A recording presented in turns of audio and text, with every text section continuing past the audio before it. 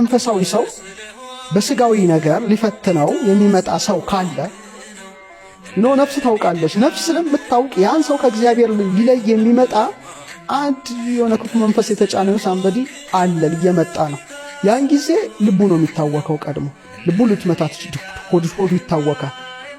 ምግብ ሁሉ ላይ በላለት ይችላል። ምግብ ሁሉ ላይ ፈጭለት ይችላል። ይሄን ሲሰማ ያ ሰው ነው አሁን በመንፈሳዊ ዓለም ላሉ ነው ምክር የማቀርበው። አንድ ሰው እየመጣ ነው ኔጌቲቭ ኢነርጂ ይዞ አንተ ቦታ ያ ኔጌቲቭ ኢነርጂ የተሸከመ ሰው ከአምላክ ሊለይ ነው መስመሩ ላይ መጥቶብሃል ነው። ቶሎ እርምጃ ወይ እንደ ዮሴፍ ሽሽ ወይም ጥፋ ወይም ስልክን አጥፋ አይነት ነው። አሊያ ግን ኢንተርቴን ካረገውና ከተቀበለው መውደቁ አይቀርም። ነፍስ ግን ቀድማ እህል ሁሉ ልዘጋው ትችላለች። ምልክት ነው፣ ሳይን ነው።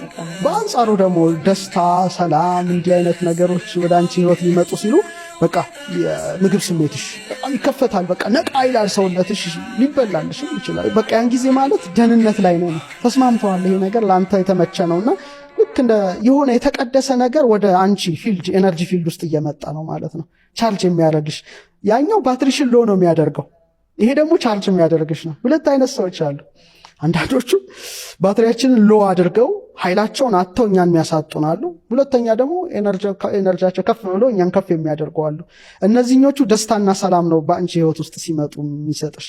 እነዛኞቹ ደግሞ ኃይልሽን ድሬን ነው የሚያደርጉሽ። መጠውሽ እንድትይ ነው። ከነሱ ጋር ብትይም ብታስቢም ብትሰሪም ኃይልሽ ተመጦ ነው የምትገቢው። ይሄኛው ግን በአንጻሩ ስለሆነ ይሄኛው ስሜት በጣም እንደ ቢራቢሮ ኮረራን ከሰማን በቃ ደስታ መጥቷል ነው ምን እንደሆነ አናቀው